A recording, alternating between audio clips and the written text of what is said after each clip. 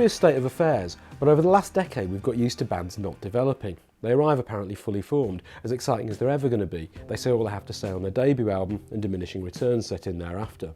An artist that actually matures, whose sound progresses and grows in power over time, feels like a delightful anomaly. You just don't get very many of them.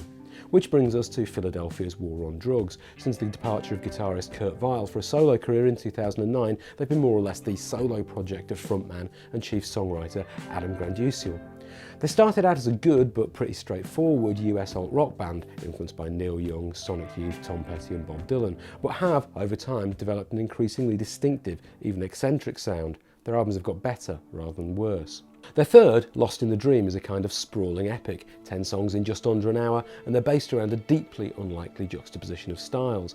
It imagines a world in which the purveyors of glossy 80s MTV rock had a sneaking regard for both the motoric pulse of krautrock experimentalist Snoy and the hazy, tremolo-heavy psychedelia of Spaceman 3.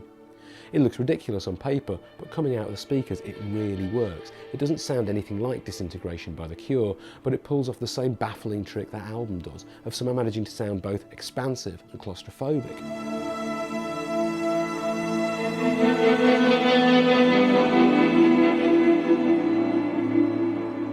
Check out the way Under the Pressure builds up from an airy intro into an increasingly dense mesh of synthesizers, sax and dueling guitars, then spends over 3 minutes slowly dying away in a kind of disquieting haze. This is simultaneously accessible and pretty daring stuff.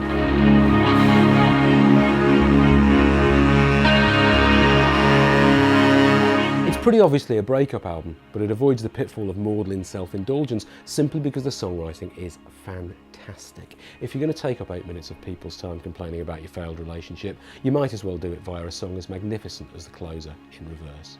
It's out now.